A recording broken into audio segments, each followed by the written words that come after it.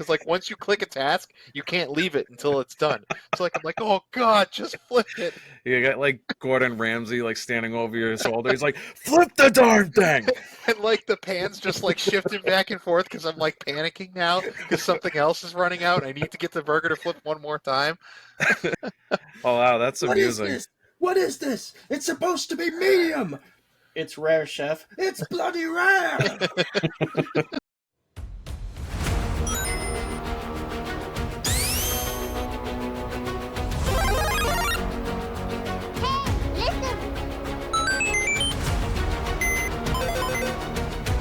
Die, monster. You don't belong in this world.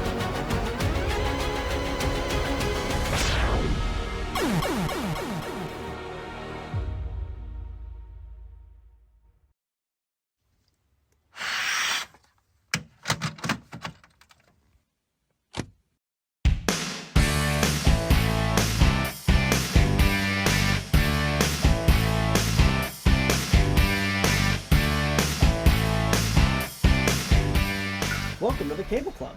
We're a retro video gaming podcast where three guys forget the lamb sauce, and we're linking up to talk about the games we love. We're your hosts. I'm Steve, I'm Dan. And I'm Don. and this is episode number 17. This one is Victory Road, and our randomly selected listener game was submitted by Orvos, and it's called Ore no Ryuori, which is a Japanese title. So, get ready to upload data from us to you. But first, let's paint the picture. Y'all like Let's this? indeed. Demo discs. The year is 1995. The Sega and Nintendo console wars are coming to an end. And standing in the ring with Nintendo now is a new contender, the PlayStation. So your parents get you one for your Christmas or birthday. It comes with a strange game, and it's on a disc, no less, because back then, that was really weird. And it's riddled with meaningless copyright jargon. It's a mystery. You pop it in, and contained within is something that changes you forever. In your dark room beneath the glow and white noise of your wood-paneled CRT, you experience the future of games. But some of those games are from a future that we would never see. Today's game, Ore no Ryuori, is one such. Do you guys know what the title means? I've seen sources, I think the most common, like 60% of the sources that I've looked at for the last 2 weeks say it means my cooking. Yeah, And then like maybe like 30% say it means I am the chef. And then like 10% is like other stuff. I don't speak enough Japanese to know. Yeah, no, not me neither. But if you do, leave us a comment and let us know what Ore no Ryuori stands for. Yeah, for that'd be sure. really Or cool means. if we had a Japanese audience. Yeah, that'd be wild. I'm sure they have plenty of great retro podcasts in Japanese. But like you were saying, it's like the worst timeline. I bet you that this game is probably one of the best ones on that demo disc. Yeah. Oh, I don't know, because I took some notes on demo discs in general. There are some darn good games that came off of demo discs. Like Crash Bandicoot, What I Spyro, meant Final was- Fantasy was on there. Like, Oh, I'm sure. What I meant was, all those other games were obviously released. Like, for this one not to be released, I meant like more along the lines of if there were more, this one probably is like a top tier unreleased North American game. yeah, now it's really interesting. Yeah. But before we dive deeper into it, we're going to get into our intro this week. And if the intro is not something you really care for, where we do question of the weekend news, go ahead and use the timestamps below this video to skip ahead to the game conversation. If that's just what you're here for, you will be judged accordingly. Or you sure. can use your little slidey bar on whatever podcast app you're listening on to skip to about the 30 minute mark. And you should be kind of into the conversation or around the beginning of it. We have a bumper kicking it off, so it should be easy to find. Yep. All right, and with that, Dan, what are we doing for question of the week this week? Well, instead of doing question of the week, we haven't done what are you playing in a while, so I figured we'd do that. And I'm gonna kick it off, and guess Like, what? he always Um, goes first, doesn't he, Steve? It's his part of the Yeah. show. Just yeah. let him He have Let it. like me he let like me have jumps. my thunder. I'm first. But anyways, I am playing Doom 64. I'm actually playing the remastered version on Steam, and let me tell you guys, I'm having a blast. I'm actually playing on the highest difficulty, so I'm dying a crap ton, but I'm having so much fun. If you guys haven't played like one or two, like you know how the music is in Doom 1 and 2. This one is a little different. It's more like ambient noises, and like it just sounds like it's more like horror based. So I mean, I don't think the music's as good, but it's definitely a darker themed Doom, and but it's the same gameplay and everything with So better where does graphics. the Doom 64 fit in? Because I've heard people say that it's not just a port of Doom 1 or Doom 2, like it's its own thing. Yeah, so basically, in the title 64, it came out on the 64, and it was only for the 64 for the longest time. And it wasn't until I don't know recently. I want to say like 2000, like 15. Don't quote me on that, but like probably around there is when it actually came to PC, and it obviously has updated graphics and whatnot. Even from Doom 1 and 2 on the 64, it had better graphics. But like it's the same exact gameplay. Like you get the same guns. I think there's one additional gun in Doom 64. But yeah, I don't know why what made me want to play it, but like I'm having so much fun with it. Well, it's because we were And talking about the Doom guy in an episode recently where we were talking about OP like player maybe characters. that probably might have been like part of it at least. We awoke it with him, within him.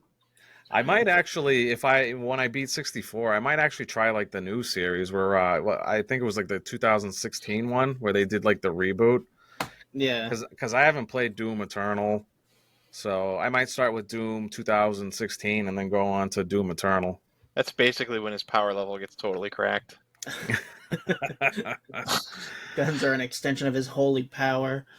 Yeah, I know this but is kind of news, but like it makes me think of all the recompiling things that are going on with N64 games, where like they're essentially, rebuilding them using AI and porting them to PC, which I think is really neat because, yeah, I do more than enough emulating for sure.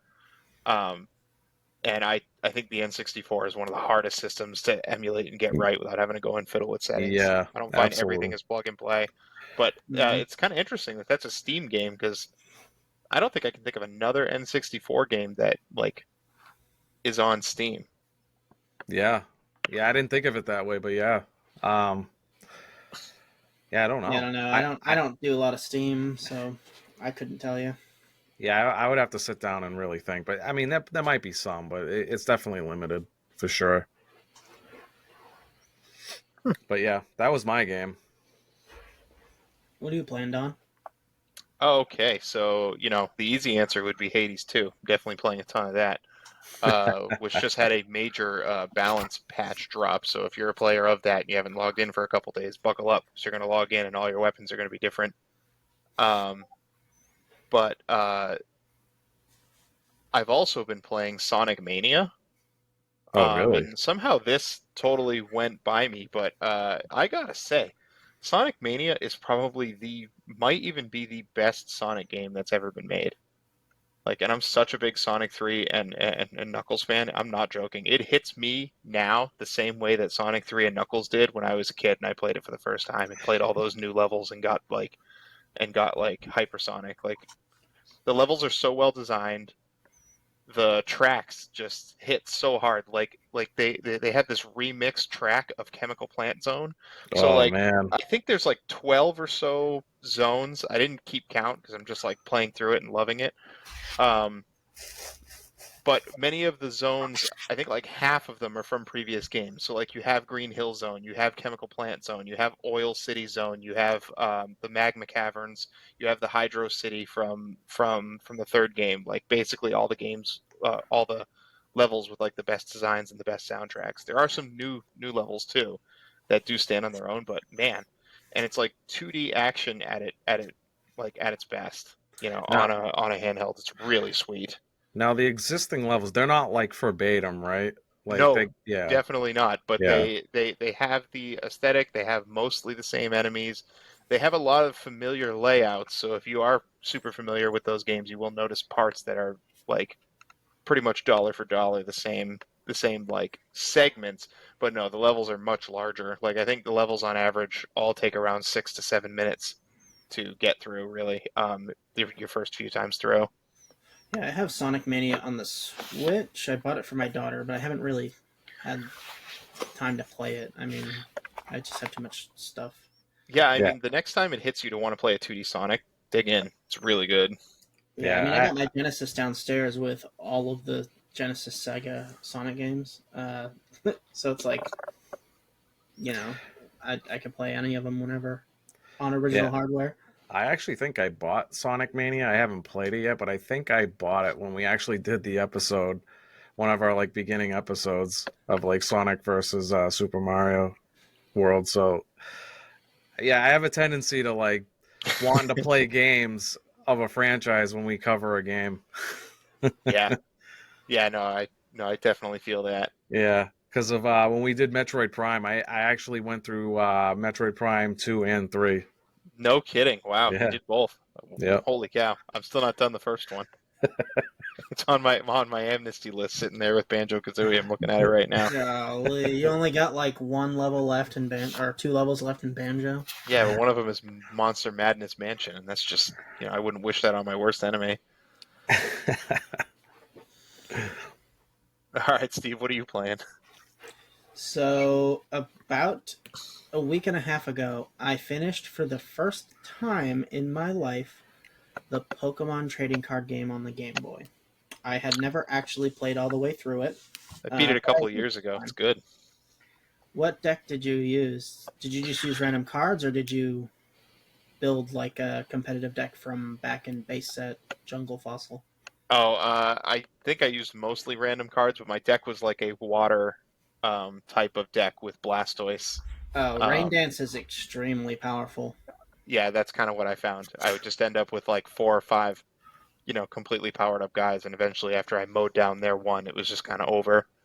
So, Yeah, well, just with Professor Oaks and Bills and all that, you just like draw so much energy, and you can just dump it all on Blastoise for Hydro Pump, dump it all on Lapras for Water Gun, and dump it all on who's the Articuno.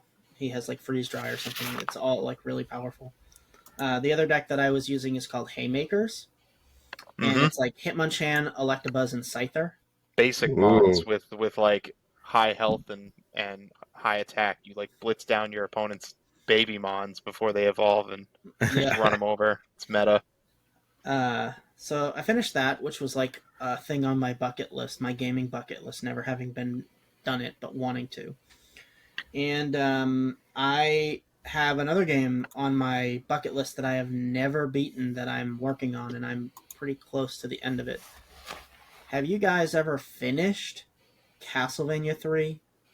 That game No, is that it's hard. insanely difficult. Dracula's Curse. Yeah, it doesn't play games. It like so the first one is pretty tough. The second one not as tough.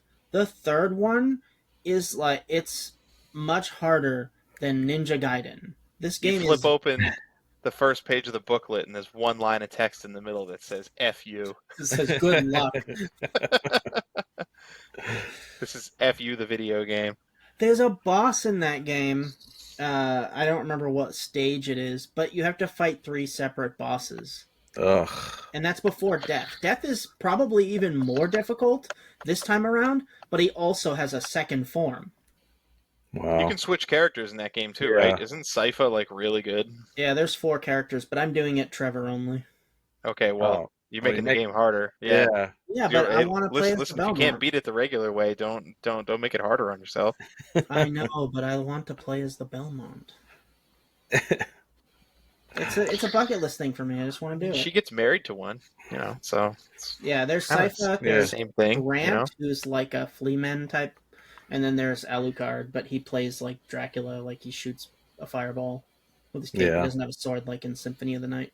How come Grant didn't come into the show anywhere? Come on, not even a cameo, nothing. I think they just want to forget about him for some reason. They put him in Symphony of the Night too.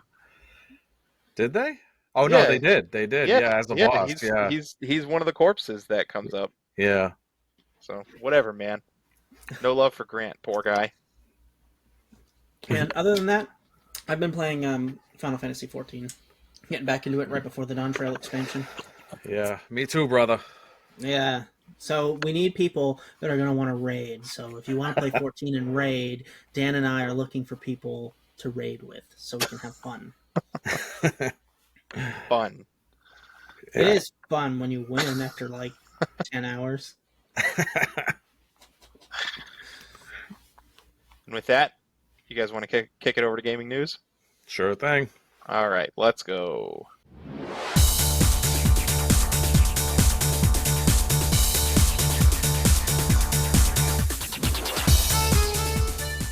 All right, so I'd say it's a little bit of a slower gaming news cycle this time, coming off of the last couple weeks, which I think were pretty crazy. But the story that I'm bringing today is a new game coming out called Cerberus. It is a horror game in the style of Abe's Odyssey or Resident Evil. I think the later installments, just based on the screenshots that I'm seeing, like Resident Evil 7 and 8. Oh wow. And it was developed by one person who goes by Gene Lima, assuming that's their real name, who had a pet chicken. If that even is your real name.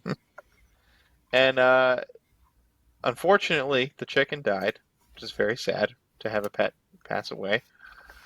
But this led him to create a horror game in which you play as a chicken in a slaughterhouse. Oh my And god. you're, if you want that like chicken run experience, this is what you're looking for, right? Wow. There's like grotesque scenes of murdered poultry and everything. Jeez. Yeah, this is so if you this is the modern art of video games, right? If Super Metroid was the Mona Lisa, this is like the guy that takes paint and throws it all over canvas and random swatches, and it gets hung up. This is what we're evolving into. I respect it. Yeah. I'm gonna have to look into this because that sounds interesting. Does it? I think it does. Yeah. Sounds, I mean, the screenshots look really good considering it's a single person developing it.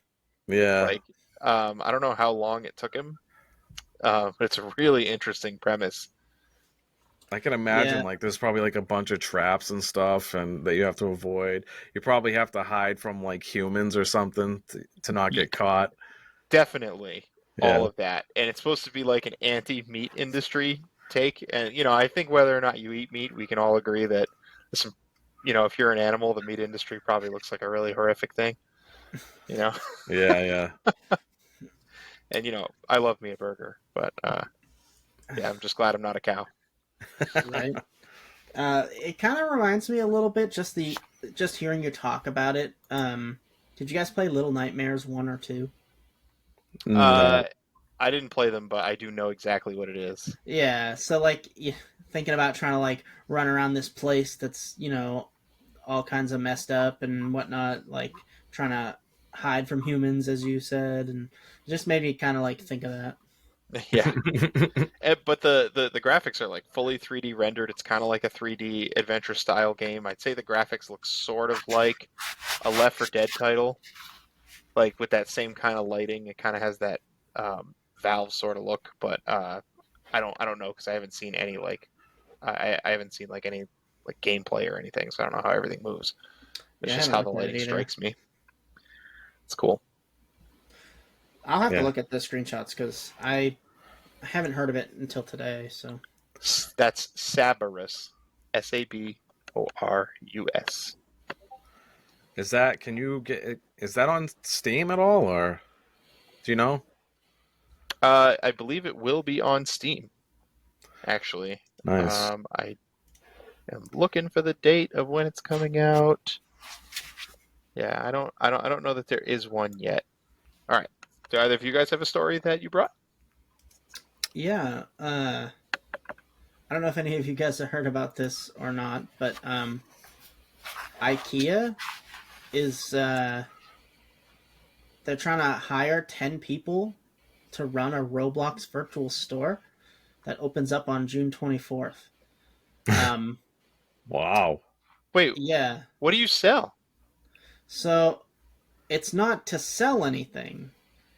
So in a statement that IKEA described, is it's their first foray into mainstream gaming, and it'll give people a chance to immerse themselves in the working world of the store. So like they can browse, I guess, browse the store in game. I don't know if there's like Robux or whatever it's called. You might be able to buy stuff with like the in-game currency, but like you get to look at pixelated IKEA furniture and try and sell them pixelated hamburgers, and like you actually like act as Swedish like, meatballs? Wow. yeah, like Yeah. What about so what is the point of being hired? Are you supposed to be like a NPC or something and pretend like yeah, you're like a you're supposed to be a customer in service retail? person Yeah. at Oh, Dan, in I the hadn't even IKEA thought of virtual that. store. I'm so confused now. Isn't that why we have NPCs in video games so you don't have to hire people to sit there and sell daggers? Oh, man. I don't know about this brave new world. Yeah, I mean, I Well, don't it's really only know much about Roblox, but like, couldn't they like add like NPCs to do that, or like, I don't know, maybe they're going for like super authentic, like you go into the store and it's actually real people trying to sell you stuff or something. I don't know. It So sounds then weird. is the game part taking it home and spending 8 hours assembling it after arguing with your spouse? I don't know. I All don't right. think so, but apparently they're going to be paid 15 pounds, 13 pounds an hour. So it's like almost $17 an hour for the fully remote job. Yeah, I don't But know. it's only for people in London and Ireland, I think, because it's like just their like English side or whatever. Yeah, I know But I mean, Roblox is pretty pretty interesting. popular with the younger crowd. So, I Yeah, mean, my kids like it. I'm just too old. I don't know what goes on there. I don't either. And I probably need to find out before my kid gets old enough to get into it. But Yeah, Yeah, basically, people build like games within it. So think about like how StarCraft had the modded games. Basically, yeah.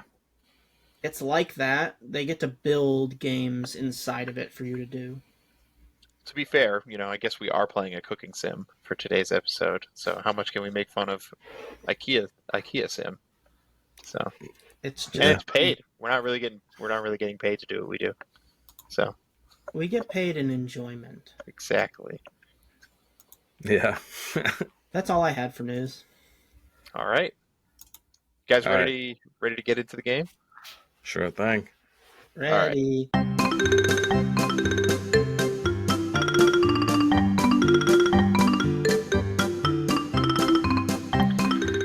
So today we're going to talk about Ore no Ryuori in the context of our Victory Road format. So Victory Road is the format that we use when we do a viewer pool. So we do it every 3 episodes, and you pick it and we talk about it. So today's a little bit of a less formal kind of geek out about this game, kind of whatever we want to talk about.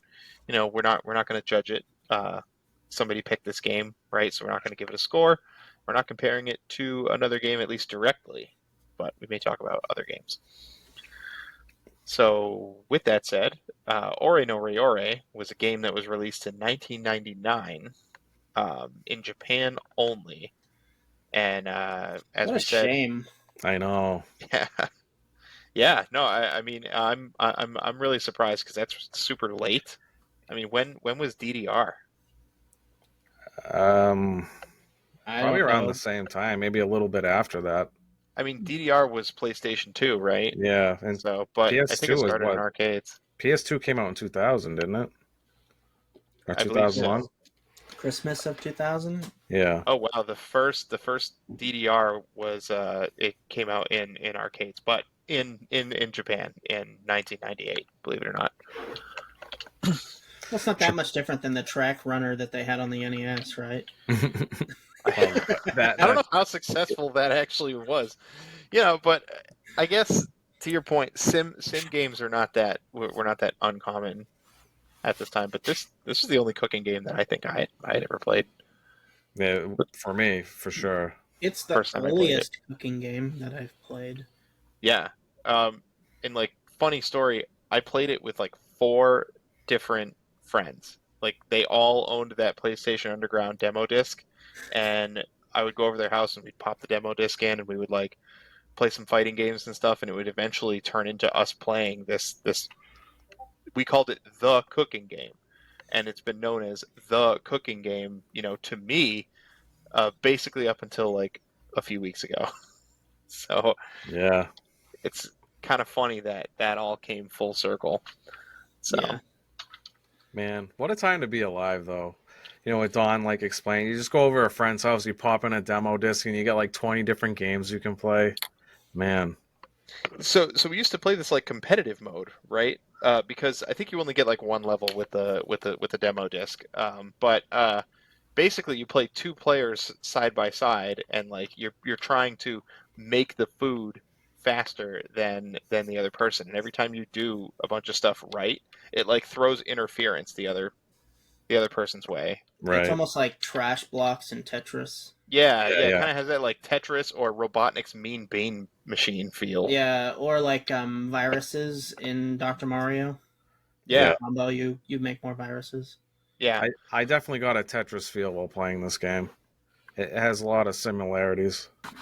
Yeah, so the game itself is not like, you don't run around as a character, you don't platform, you don't do any of that, right? So like it's a like a line cook sim. It's called a restaurant management sim. I would not call that accurate because I've played restaurant management sims where you're actually like not only cooking but you're managing the money and stuff, Well, yeah, but I right? mean, you do manage the money in one mini game. Yeah, yeah, there is one event where you just like deal out a bunch of ones. You just make it rain all over.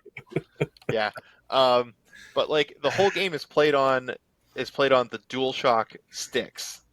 Yeah, and Like, this is like a new thing. Yeah. yeah. Yeah, no, it was supposedly the first game that was like released as like kind of like a tech demo for the DualShock sticks, which is kind of interesting. So like for instance, so you the character are like this like prodigious cook, this like child cook that like has won this annual competition Yeah. over and over again, and you've drawn the jealousy of this rival, this what's his name? Kaeru. Okay, Frogger.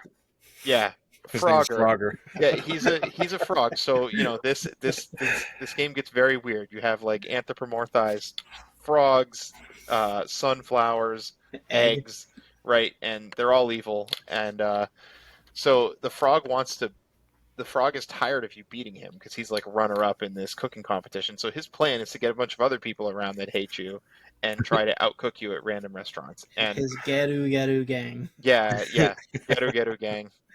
I just want to say, like, could you imagine if other villains adopted this same philosophy? This is a really weak plan, right? Like, can you imagine if like Robotnik was like, my plan to beat Sonic is just to outrun him? Yeah, pretty You're like, much. no, that's not a good idea at all. Like, Right. that's terrible. Like, you can't beat this guy year after year in a cooking competition. Why is your plan to outcook him? But that's what he wants to do. He wants to win the cooking competition. Well, I feel like he's being pretty unscrupulous about it. I think he could just do the reasonable thing and like, I don't know, kidnap this kid's girlfriend or kill him or something. Yeah. Hire Like, a hitman from Boeing. yeah, you got like 8 people in the room that hate him. Like, just Just gang up on him. I don't know, break his leg or something. Oh, come on. Don't hate the game. Don't hate the player, hate the game. Right? So if you're losing, you gotta either up your game or that's it. You gotta train harder. No. Gotta train harder. I don't know. Tell that to every other video game villain. Anyway, So the game sees you going from restaurant to restaurant, cooking different dishes. There's 39 dishes and 9 restaurants in total by the time you are all done with this, and they vary in complexity, right? So, for example, the first restaurant is just pouring beer and just, making ramen, right? Perito. Yeah, ramen sometimes. With my terrible French accent there. Arigato. So so like when beer comes in, you have to use one stick to like tilt the mug and the other stick to like pull the beer handle, right? And you got to do like the Yeah, J-shaped motion of pouring the beer. And if you over pour it, you score lower, and if you under pour it, you score lower. So you kind of want to hit somewhere in the middle, right? And that's the essence of how this game works, right. right? And then I there's rem- like chopping, right? You use one Yeah. stick to slowly glide your hand, and then you use the other stick up and down rapidly to like chop, chop, chop, chop, chop, chop, chop, chop, chop. And like the more you chop, the better score you get, right? So you want to try Right. right. to hit those tens, 10 out of tens. And then like there's multiple steps, right? So beer is one step. You just do that simple order. And every restaurant kind of has its simple order. That's like a one step thing, whether it's like pouring soft serve ice cream or soda or whatever. Um, and then there's more complex dishes that have multiple steps. So the ramen has like the chopping, the ramen has the boiling, and then the pouring broth, and then you're done with the dish. And then it just gets more and more complex as you go through the stages. And that's kind of Yeah, the Yeah. essence of the game. And so, like Don was saying, that you have points for all the actions that you do, all the dishes you make, or all the activities that you do in the restaurant, and you have a meter. And the meter is important because to win the level, you have to raise the point. You have to raise the meter up high enough through the points you earn, or the way you lose is your meter goes low because your scores are too bad, or you fail, or people leave the restaurant because they're unhappy with the food you serve them. Um, or if you let any of your dishes run out, like because everything's timed, you have a certain amount of time to do any of the tasks. yeah. That So really tanks your score if you let the times run out before you actually get to it. Because I remember when playing a game and I was like near the top and I think I let like maybe one or two get by and then I went all the way like down to like below half. I was like, wow. So make sure you get those dishes, even if it's like a 3 or something. It's better than not doing it at all. Yeah, sending out yeah, something is generally better than sending out nothing. Yeah. right. Um, yeah, but the one of the cool complexity parts about this game that if you play it enough you'll learn is you want to bunch dishes together. So like Yeah. for the ramen, for example, first thing on the first level, the first thing you do is you chop the vegetable. The second thing you do is you boil. If you chop all of your vegetables and wait to boil one of your dishes, you can lump like 4 ramens together and boil them at the same time. And that's where like the efficiency of playing the game comes in, Yeah, and how you like basically combo. Like Tetris has combos when you clear blocks in a right. row. This is like that. Yeah, Um, that's what reminded me of Tetris. Like this actually kind of reminds me of like a mix of Tetris and WarioWare, because like the lot of Oh, yeah. because the games are kind of like the mini game. Like every dish is kind of like a mini game in a sense. Yeah, and so there's like a menu of tasks on like the left of the screen, and then like the middle of the screen has like fun little animations of the restaurant, people walking in, sitting down, getting raucous, whatever.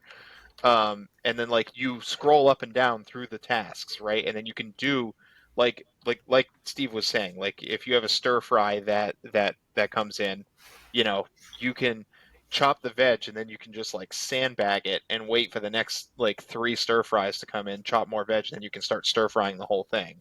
And then it'll like I think it like takes a happy so like the tasks on the left, they're all kind of ticking away. Like you have a time limit to complete them, but when you combine this, you get the multiplied benefit of getting everybody's dish out at the same time and score benefit. But it also gives you more time on a task that's been sitting there longer. I don't know if yeah, you that's guys like noticed almost that. Yeah, gone, and then you lump Yeah, them together. They all like fly up to where the most time of that particular like compilation of dishes yeah. is. That's definitely the meta. and then it becomes like hands off. So like you're watching it boil. So the tasks, which I think are like white normally, unless there's something special with them, um, they'll turn blue to say the dish is cold, and then they'll gradually turn from blue to red. And if you get all the way to red, red is bad, like you've burned it. So you want to wait till they're like back to their White. normal color, right? Right. So you can kind of find pockets of time. So if you chop all those stir fries, you might have like some ice cream sitting there. So you'd then like walk away from the boiler, and then you'd go do your ice creams, and then maybe Hey, you'd be done, right? Yeah, then you go That's back so and check on it. unsafe. And and like you basically at all these restaurants have one burner for everything. Yeah, I've noticed that. So like so there's like an icon of like what you're cooking, and then next to that icon is another icon. It's like a pan or whatnot. So if like for instance, if you have French fries in that pan, you can't use that pan to like cook anything else until those French fries are done. Yeah, and you can't add more French fries to it. So like Yeah. if you jump on an order as soon as it comes in the door of French fries, start frying them, and then a second order comes in, you can't start the second order. You have to wait till the first order's out of the pan.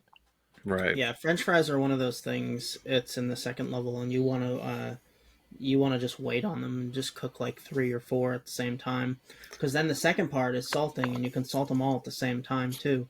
And it's beneficial to have more French fries to salt at the same time because the window for your salting is much larger.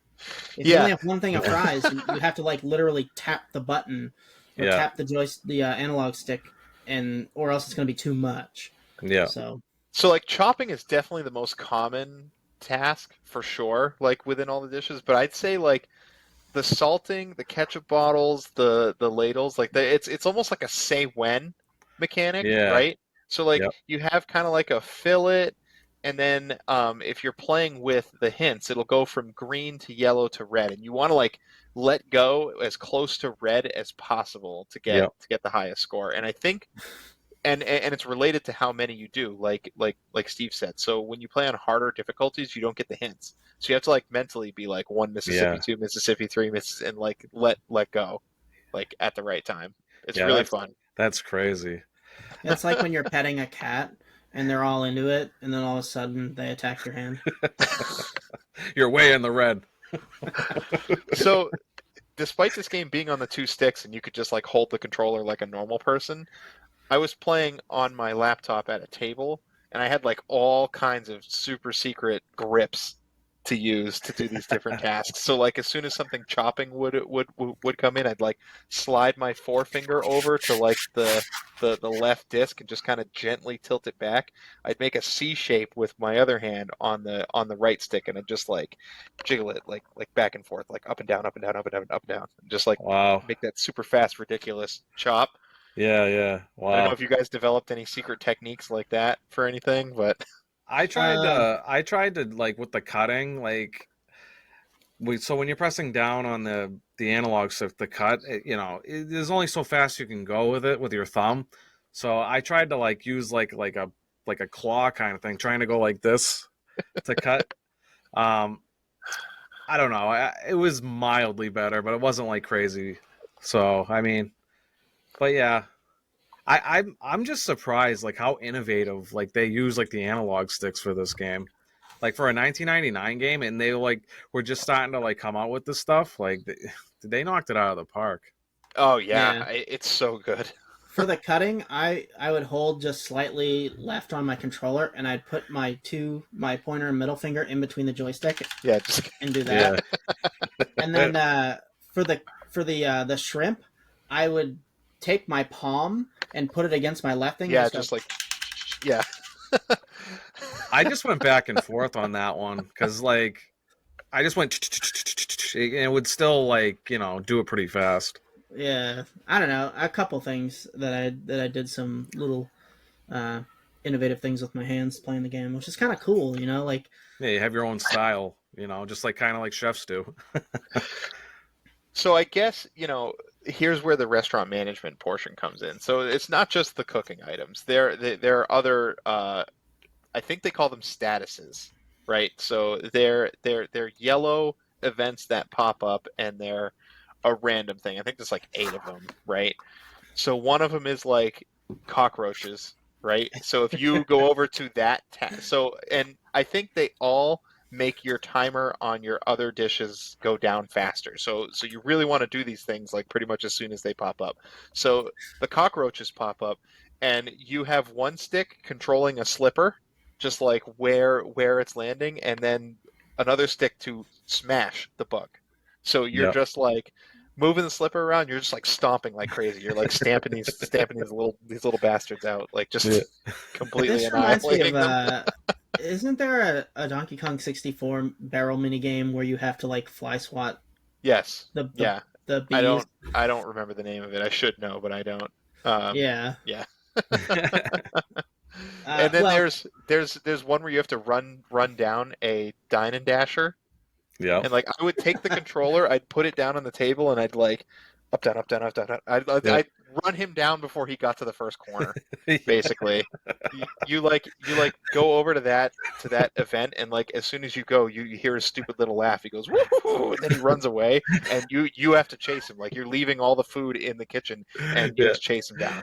Yeah, And the I just funniest thing is like when you don't catch him, everybody else leaves. Like, can you imagine that society? They just watch you get like effectively robbed, and they're like, "Oh, screw that guy. I guess I'm leaving." Like, you lunch can't is even on catch that him. guy.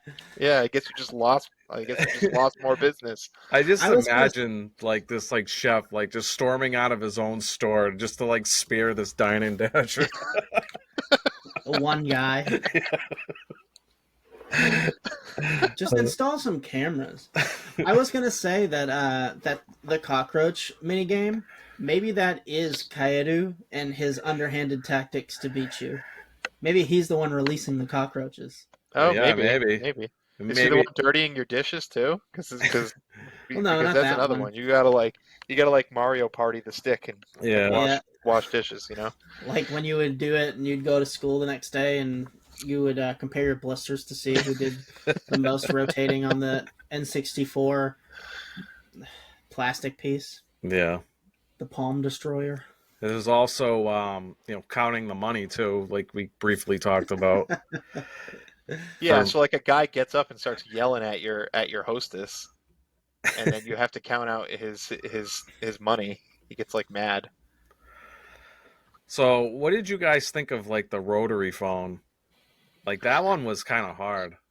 Listen, I had a glitch with my emulator. I don't understand. I could not get it to move. So I my strategy was one of two things. One,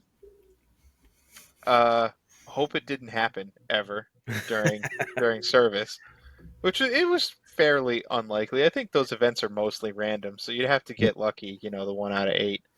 Um, and then two, just ignore it. But that got really hard because then everything starts moving a lot faster because the rotary phone is you have to call the police on a drunk customer that's running around the dining room making everybody miserable, basically. Don's just ignoring it. Ah, he's fine. It's, It's like crashing into tables and stuff. I thought maybe it was like an anti-piracy measure or something, that I was getting hit with. I was like, what is going on? I cannot get this rotary phone to work. I fiddled around with settings for hours to try to get this thing to work. I could get it to work, but it was definitely finicky. Like, Yeah, well, the one saving grace on that one though is that it's the same number every time. yeah. Like you could definitely do one pretty easily, but like actually trying to get like the analog stick to go all the way around to get to the 0, like I had some time with that. Sometimes I could get it like no problem. Some other times it would just it would be stuck at like 7 and I would try to get it down to like 0. Like And if you dial the wrong number, it starts over again. Like the because the yellow ones are also on a timer, so Yeah. when the yellow one if the yellow task expires, it makes everybody in the restaurant leave and makes your rating go down. Right. So And you that don't really want to do that, right? But if you screw this up, the phone, then it goes back to the top. It continues to drive everybody else out quicker. right. And, Like and it it's a doubles time brutal there. one too to Yeah. mess up on because it's like it's time consuming. Even if you get it right on the first try, it's still pretty time consuming because like just going all the way around to the 0, it takes the game some time to actually like register it and like go all the way around. So like if you mess that up and you have to do it all over again, it can be pretty devastating. I felt like Cruella de Vil every time. Remember when she's Really? like in bed and she goes to call, like, I don't know if it's Horace or Jasper or whoever. She's got her cigarette and she's like dialing that rotary phone. Just every time. I don't know why. All right, so you know what I found most funny about this is when we watched Dan play, he was like, "I don't understand. I'm dialing one and it's barely moving." Oh yeah, that's right. Listen, for you youngins out there listening to this podcast, there was a thing called a rotary phone. Instead of pushing buttons on a touchscreen or fake buttons, and instead of pushing buttons IRL, real buttons, this was before that. And it was like a crank thing with 10 different holes in it. I don't even think there was a star back then, right? I don't think Like, so. you have star and pound on a phone. I don't even think you had that. So you had digits, right? And it goes starting on the right side with the number 1 and going counterclockwise all the way back around to 0, right? So, and then there was like a little, like, I don't know, would you call it a stopper or something, right? Uh, yeah, there's like a bushing that stops it, but Yeah. So if you wanted to dial the number 1, you would stick your finger in the one hole and you would drag the wheel around to the stopper and then let it go, and it would like whir back, right? Yeah. yeah, So the it's called further, a wound rotor motor, yeah, I guess I didn't know rotary that. phone, and you They wind it all up. they all Think belong about in a like those museum now. cars that you place them on the table, right? You pull back, you wind up that Yeah. mechanism, and then they fly. Oh, so it's like a rubber band inside the thing that's like tied around Yeah, a gear. kind of. Oh, okay. Yeah, and Technology. and basically what would happen is like the amount of friction causes a certain amount of electricity, right? So then they know which frequency you're on because of the amount of electricity sent for each wound number. That's why it's Yeah. different Yeah, it makes lengths. sense. Yeah, I get what you're saying. So Dan's old enough to know how this works. Yeah. Well, I think it's because it's like the electrician in me. I understand what he's saying. So there's like a different frequency on 5 because it's a greater distance than say 4. So like Yeah. the internal mechanisms know which number you're dialing because of how far it is. My grandmother had one, and she always thought it was fascinating that we knew how to use it, and I was like, it's not that hard. like Meme, play play Shining Force, and then come back and tell me your rotary phone is hard. Like, Well, we had boy. Legos to build with, right? yeah, like Some I don't Lego know. diagrams are infinitely more difficult than using a rotary Well, look, telephone. if you knew how to use a regular phone and you saw this other thing that was kind of similar, you're like, oh, okay, well, all right, it's a different kind of mechanism, but I get that my goal is to still dial phone numbers. It's not like you did anything different. It's like kids today. Now I don't have anybody's phone number memorized at all ever. Yeah, it's bad. No, no, yeah, now it's terrible. Anyway, phones. I do have one number memorized. It's yours. Well, I mean, obviously mine and my wife's, Yeah, but yeah. 669-3310 is Jimmy's House of Pizza on Kelly Street. Never forget. I'll never Oh forget. boy. Oh my goodness. All right. Uh, so the gameplay loop here is like you go to a restaurant, you do service, which is considered like your training, right? And during service, it's like a tug of war between the good and bad, right? So you want to get to the top, the tippity top of like this little meter on the side, right? So you want your score to be high enough where you light up this blue light, and I think there's some kind of trigger beyond that. I know that I could beat some levels in like 20 seconds, basically. Like, I'm exaggerating a little, but probably no more than 2 minutes because I would just combo off and this thing would Yeah. shoot right up, right? So like but if you never hit the top and you never hit the bottom, you'll go indefinitely. Like if you're just not getting good. So it's nice there's a built-in practice. So then at the end of each level, you then fight a boss. And it's like the same game, but it's split screen now. So it has you on top and it has the boss on the bottom, and that's the way it's done with 2 players too. It'd be player 1 on top, player 2 on the bottom, and now it's more of that like competitive Mean Bean Machine Tetris-y kind of like side by side thing, right? And you're all doing the same restaurant tasks, but like if you combo off, you can drop bad things on your opponent, which are some of the things we were talking about. But like how did you guys find that gameplay loop? What did you guys think of it? I thought it was fun. So basically, the comboing is an absolute necessity in the boss fights. Because if you're just doing one thing at a time, because the boss will combo on you. So if you're not comboing, you're going to lose. And obviously, when I was playing it for the first time, I didn't really know how to combo all that well. So like even the first boss was destroying me, and I thought I was doing pretty good because I was going fast and whatnot. And I'm like, how is he still beating me? I'm going through these orders like super fast. But the thing was, he was comboing and I wasn't. So you basically, you want to hold some dishes until you get more of those dishes, and then you can send 3 at them. And then when you combo, it like your character like dashes across the screen, and then it will dash on his screen, and it like knocks him over and stuns him. And yeah, and it basically lowers his score and it makes your score higher. And that's basically the gameplay loop for the bosses. And that tug of war mechanic that I mentioned before, when you do well, the other person does poorly just by that virtue. So if you're doing things well fast, it's just by extension making your opponent do badly. So that's kind of the tug of war. And Well, then with there's combos too, also obviously combos swing it.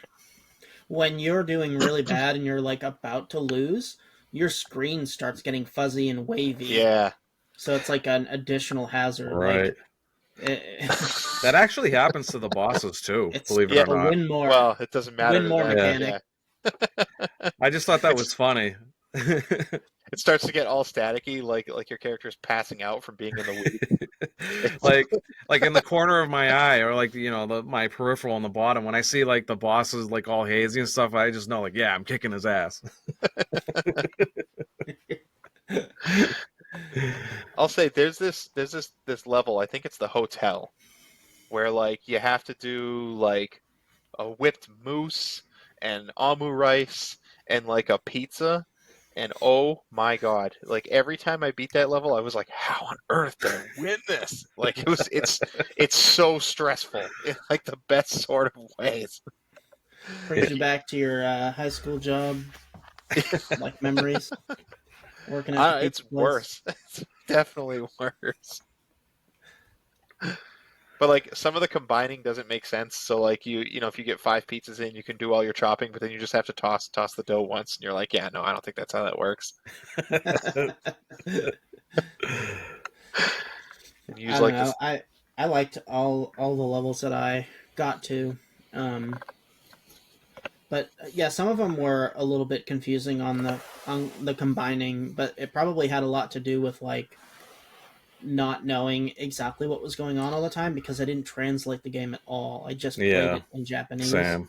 You actually can't. There's like no translation patch for this game, which I find also shocking because there are a lot of Japanese games out there that have been fan translated, and I think and many of them I've never heard of. The extra funny part is that this is a demo disc game. Like tons of people must have played this game. A US demo disc game. That's what I mean. And US is like, you have that and you have parts of Europe that speak English. So like it would have to be either US or English people fan translating the game. I don't why would a Japanese person fan translate it into English? That'd be a little weird. I'm actually kind of surprised that it doesn't. Like, the game is pretty innovative and it's fun. Like, it's very addicting. I'm just surprised that it's just never really been done. I don't know. I Me mean, either. now there's other games now, right? Like Cooking Mama, and in fact, this game was so beloved that at least by a particular developer that they created a remake in English of the game called Ore no Ryomi, I think. Oh, really? Yep, I might have it to has check that out. it has 3 games now, but the I'm not going to say the issue because different strokes for different folks, but it is a PC title. At least the first 2 are, which means you don't get the analog stick controls because it's just like a mouse and keyboard type of game. So it's more like point and click type of stuff. but it is a long. So it's the gameplay loop is supposed to be the same type of thing. It also does not look anything like the original game. I think the first one kind of looks like a Flash game, sort of. But it came out, Kinda. I think like 4 years later. But kudos to that person for bringing it, and there's definitely a community around it. The third game actually got an official release on Steam, so Wow. Yeah. um, it is pretty interesting. But it's definitely grown its own kind of IP as opposed to being a strict remake of this original title, I'd say. I wonder if the third one uses analog sticks, or at least if you want to, you can. Because you said the first two is only PC, right? Like just point and click. Yeah, I think the third one does have controller support because I I might have checked out to. a forum with it. I might have to check that out.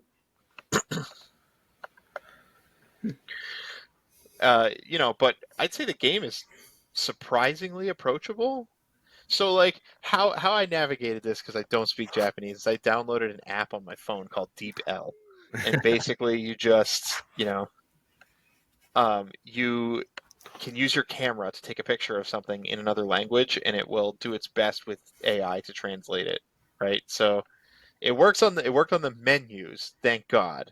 But like as far as like the dialogue and stuff went, I think the font was just throwing it, or when it did work, I think the the way that Japanese vernacular translates into English, like directly, or at least the way machines translate it, just doesn't make a lot of sense. Like when you just, I guess, say it exactly. So I couldn't really pick up much from the dialogue. So the story that we mentioned earlier is like kind of like if you go looking for information about this game, you're going to see like the same paragraph across six different sources because it's like I think for some reason no one's really seemed to have bothered to translate all of the dialogue. So and there is a healthy amount of dialogue, right? Wouldn't you say, Yeah. guys? Yeah, no, there is. But like, yeah, I mean, It's a like lot. it's definitely like you're saying, it's pretty approachable because like you could just, at least for me, you know, going from ground zero, not knowing anything, I was able to, basically press like the first couple menus. Like I didn't even have to go up or down. And it just leads you right into the game eventually. But So like the game itself, you don't have to speak Japanese. no, Like once you're in there playing it, like all the hints are just like arrows and I think pretty easy to decipher signs like check marks, X's, stuff like yeah, that, right? So like once you're actually playing, it doesn't matter what language it's in really, which is kind of nice. It's not very heavy on the menuing no, not at during all. during gameplay, which is good. Then there's a part in which it asks you to like save the game or not, and then in between levels. And other than that, there's an option right in the beginning for each restaurant, and I don't know what the two mean, but those are the only like options once you get into the game. I think they're There'll be teaching you how to make the dishes. Like okay. I think it's so yeah. There's like the top options in pink, which I think is like let's start. It's go But time, baby. there's options below that, and I think they like offer you an explanation of how to cook each dish, No, basically. But so I again, all in Japanese, so so I actually went into those menus. So you're right, Don. It does explain it to you, but it also lets you practice the mini game too. oh. Yeah. So basically, they'll do it for you first, and then they'll have you have a crack at it after. So this is a really generous thing for games of this time to have so much practice, kind of laden in with this, with everything else. Because Yeah. what we played Mortal Kombat 3, which was like a mid '90s title, and this like you don't get any practice at all. You just get bodied as soon as you turn it on. Straight from the arcade port. Trying to learn your character? Too bad. Yeah, but it's really cool that there's like a learning mode built into the story. You don't have to go somewhere else separate to do like a training mode. Yeah. So, did you guys experiment with any of the other modes? No, man. I just did the single player mode. I don't know of the other modes. There's like a I did a battle little bit of mode. 3 minute challenges. Oh, sorry, Steve. Go ahead. Yeah, I was saying that there's a bonus mode, the 3-minute challenge, um, versus. story mode versus, and like 9 different restaurants. You said that earlier, but yeah, there's a couple different game modes. Yeah, so I experimented a little bit with the 3-minute mode, where basically you just go work at a restaurant for 3 minutes, try to get the highest score you can, and you can pick any of the 9 restaurants that you've beaten through story mode as you progress, and then there's unlockable modes later on. Unfortunately, didn't get to play any versus mode this week, but I do want to because I think that'll be really fun. I'd get bodied. Unless we get the rotary phone, then it might be okay. The only trash you give him is rotary phone. Did you guys have a favorite Shindaru. mini game? Like out of all the little tasks you had to do? I don't know why, but like the very first, boss that you play or whatever, the very first stage, there's something about the beer, dude, where it's just like you're pouring it and then you're slowly like, tilting the glass, and it was just so like satisfying. It is. For me, I I don't know why. I like flipping the rice.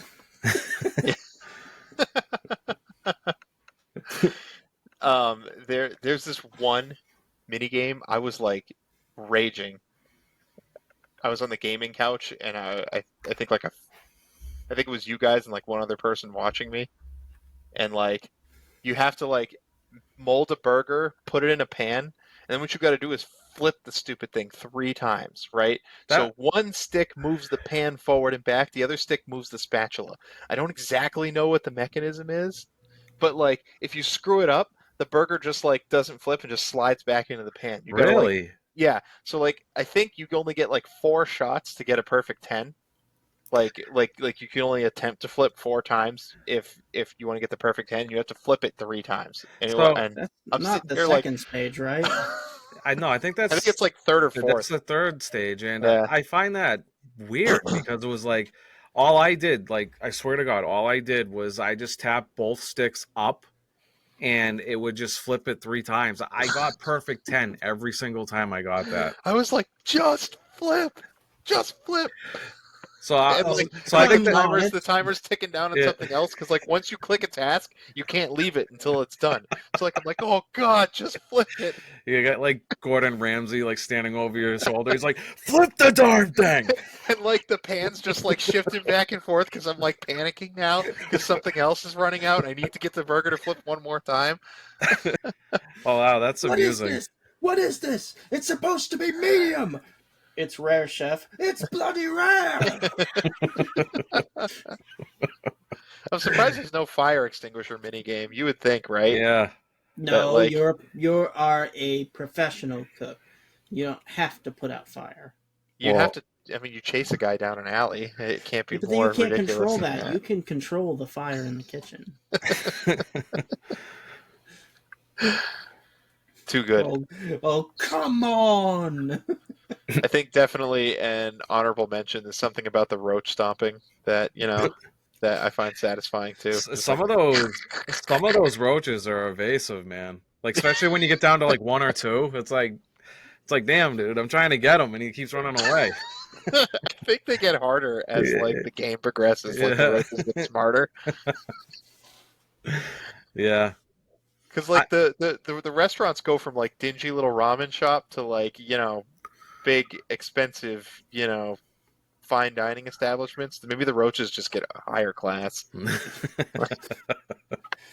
been working maybe. on their agility, leveling up. I kind of like making the ice cream too, where it was like I found like a little like secret to it, where it was like where it shows like the arrow of it spinning. So if you like follow the analog stick at the same speed as that arrow, you would get like 9 or 10s, and it was pretty satisfying. Yeah, because when I first started, I was just like zipping that thing around, and my cones would be this little, it's like little tiny short like corkscrew cone. Here you go, kid. But yeah, no, you want a tall cone, so you Yeah. gotta zip it slowly. Yeah. I know the soda fountain you guys hated. Yeah, sometimes it wouldn't. I started like stopping like way prematurely Yeah. and like accepting the like sixes or sevens that I would get Yeah, because it's rather like, than the ones for yeah, overfilling. exactly. Because if you spill even a little bit, it doesn't matter. It's an automatic one. Look, So guys, if you ever poured a soda into a cold glass in real life, there's a point of no return when that foam starts coming up. If you're not paying attention and you stop late, there's no stopping the disaster that's coming. It's gonna happen. You just see the chef, like sometimes when you pour soda and like you see it foaming over, you like put your mouth on it to like stuff. Yeah, no, You see the him chef doing that. the chef can't do that. He just has to sit there and watch. I don't think you know what that word means. He's not supposed to do that, but he definitely can. The customers are watching him. He's like, and he just passes it over. Uh, Gross. it's like on all those cooking shows when the cook tastes food with the spoon and then keeps using the spoon, and they call him out every time. How did you guys find the music? I thought the music was just great. Yeah, no, it was good. I really liked I enjoyed the music. Yeah, I couldn't point out which like episode or which levels were which, but I didn't like listen to the soundtrack on my off time. But when I was playing, I was like into it. So I noticed like when you're like fighting a boss, it's the same music, but I think it was like slightly different with each boss. I don't know if that was just me, if you guys noticed that. I think I like the Sunflower Boss's music the most. I do think it was different. I think it was like higher tempo or something. Yeah, yeah, because I thought it was different. But they all sound similar. But like, My favorite was like this saxophone number that plays at the end of each episode. It's like this film noir kind of like yeah, yeah, sax line. I don't know if you call it sax, riffs or whatever, but it just like has this feeling to it, like there's like somebody died. yeah. Oh, speaking of feeling, in between the levels when they do like the FMV, like going around the town, like how nostalgic did that make you feel for like the old PlayStation cutscenes Oh and yeah, stuff? that definitely hit me in the warm and fuzzies for sure. Yeah. It was Yeah, pretty cool. I was like, oh, It I'm almost playing make a you think cozy it game. like when we were kids. You remember the CGI Donkey Kong show? Oh, Oh that's yeah. nightmare fuel. That's some nightmare fuel right there. Just like I don't know, it just kind of brought me back to that like style of animation in a way. Oh, it definitely has a style, and it was like almost like a little bit blurry because they were covering up the imperfections. Yeah. I think with PlayStation in particular, because I didn't realize PlayStation was a 32-bit console. Yeah. Yeah, it's so if you think of other 32-bit consoles, you might think of like the Sega 32X, which had like mostly two-dimensional games, right? Or I know it's on PlayStation, but you might think of the 2D Mega Man X games or Symphony of the Night, right? Like those style of games that still have like pixels, just more of them, right?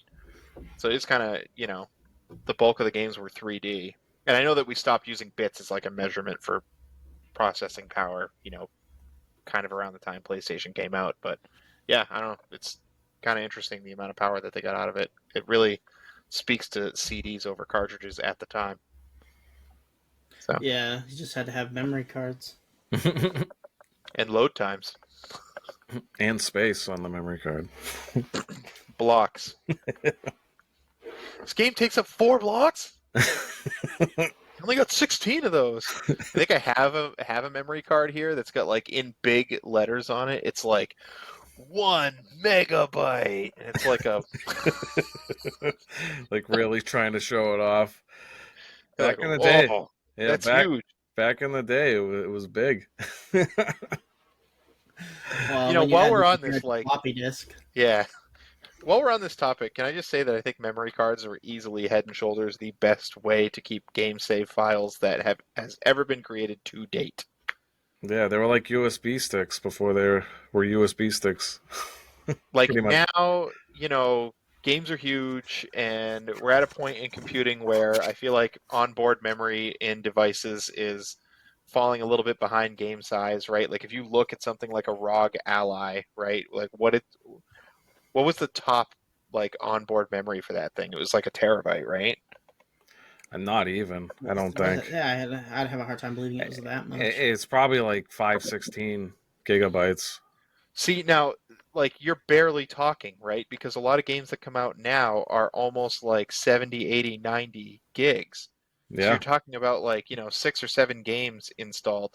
Less than that, I think, before you start running into performance issues, right? right, Like, I know that it slows the experience down to be coming off of a memory card with like load times and stuff. But being able to just have all of your saves, you could have like 4 or 5 memory cards, and they had like labels for them and stuff, and you could just swap them out for playing a different game and not have to worry about your saves. right. But And then on top of that, you could also go to like a buddy's house with your memory card, and then you could just play your save right at your buddy's place. yeah, or you could copy it too, Yeah, which was kind of neat. But I know people don't get together and play games anymore, like on couches. But I yeah, remember reading a story, speaking of memory cards, where this kid he would charge people money, like $20, to take somebody's memory card to his house and beat in Final Fantasy X, beat the Lulu lightning bolt challenge, dodge 200 lightning bolts or whatever it was. He would charge the kids at his high school $20 to do it, and he would just make money. But that's only doable with a memory card. Like the sitting there memory and card's dodging still lightning cool. bolts on the PS2 to get you dodge like what 200 lightning bolts to get the Omega weapon or whatever. Yeah, they're celestial weapons. Yeah, Yep. I mean, that's just cool little stories about memory cards. yeah. yeah, it is certainly a bygone era, but like, yeah, no. I guess just the answer is just don't get together and play games together anymore. Yeah, now you have to do it over Steam and Discord.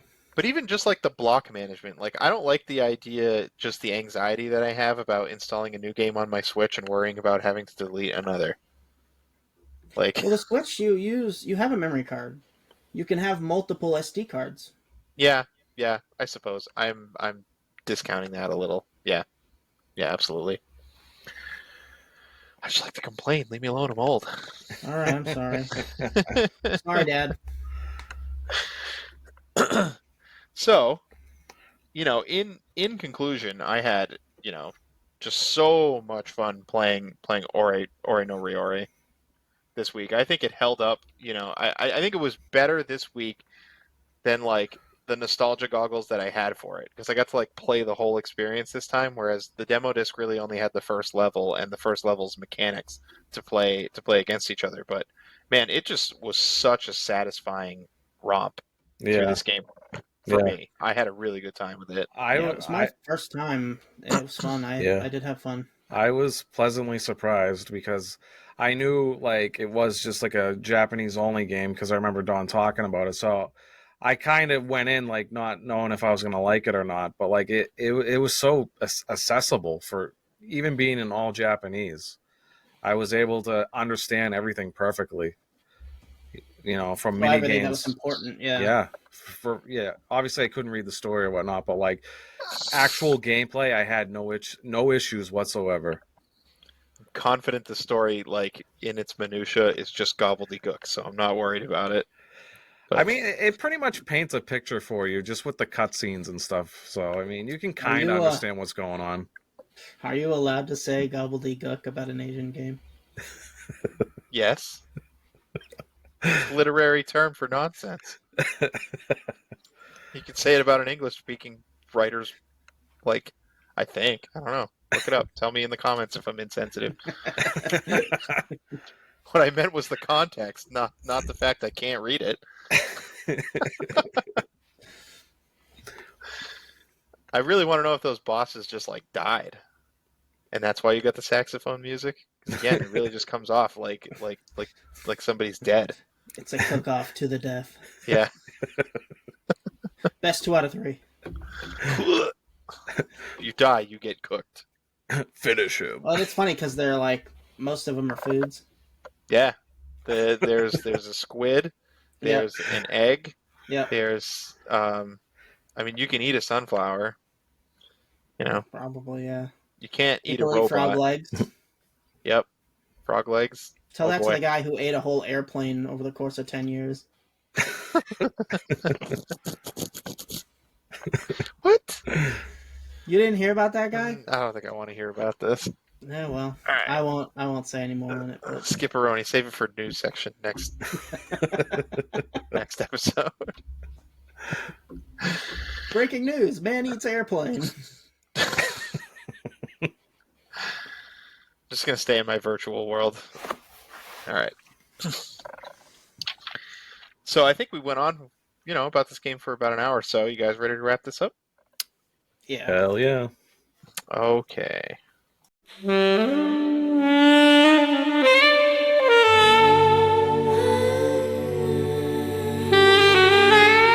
So before we conclude the show today, I just wanted to thank you for listening if you've made it this far, and just say that, I follow a lot of content creators myself, and I wonder how often I forget to hit the like button or comment.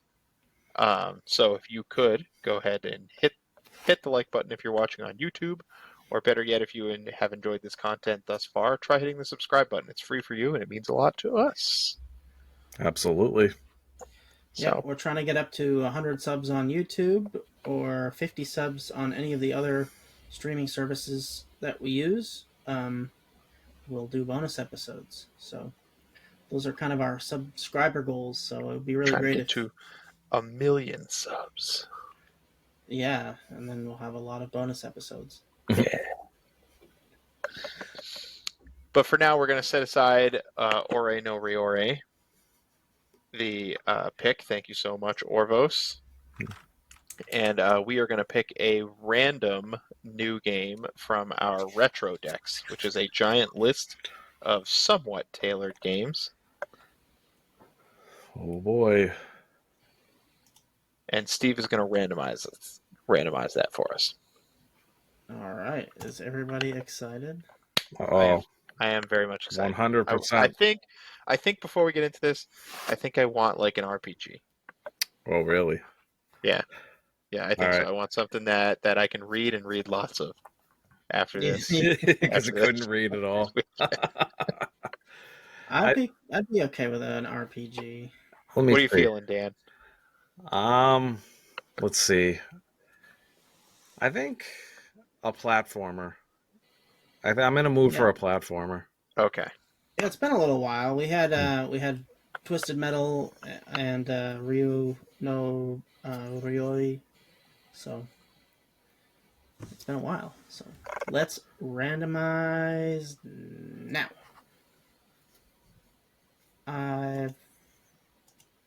Well, this is interesting. I haven't played this game. Did I play it? No, I don't think any of us have played it. All right, let's go. So, this is a 1998 PlayStation game, staying on the PlayStation. All right. It is an RPG. Oh, wow. Yes. But wait, it's not just any regular kind of RPG. This game is a little bit different. I think it has like something similar to like the Fallout series where you can select different areas to attack on an enemy. But I'm not 100% sure on that. Interesting. And it's made by, I'm pretty sure it's a Square Enix game. Does anybody want to take a guess? Ray Fencer Musashi? Nope. I'm not sure. I don't know if you can like tack different things, but Parasite Eve. I don't know. Yeah. Parasite Eve. Ooh, Wow. I've always wanted to play this one. This is a bucket list item for me. Yeah. It's gonna be a good week. All right, Parasite Eve. So if you're out there listening, that's our new game of the week. Find a way to play some Parasite Eve. It's an expensive one if you want to own it yourself. But yeah, play along with us and give us your thoughts over the next 2 weeks. That'd be awesome. And finally, consider joining our Discord. It's a good time over there. I'd say it pops off, once every couple of days. We try to get some things going on our gaming couches where we can kick back and play some games. Don't necessarily have to be retro games. Got to slay the Spire community over there. We have news, memes, all kinds of things. So it's really the best way to keep in touch with the show and get your opinion heard. Yeah, absolutely. Yep, it's how you submit games for our Victory Road episode. Yeah. It's exclusive to our Discord members. So if you want us to, or you want to have a chance at us covering a game that you particularly want, your best bet's to join the Discord. Yep. And it's just, if you're watching on YouTube, it's just, in the description, but right on the top, you can just click that and boom, you're in. It's in the description no matter what platform you're on. Yep. Just follow the breadcrumbs. Absolutely. Even if they might be a little stale. Or there's cockroaches on them. All right, fellas. Did we miss anything? I think that about covers it. All right, Yeah. game over. Game over. Game over.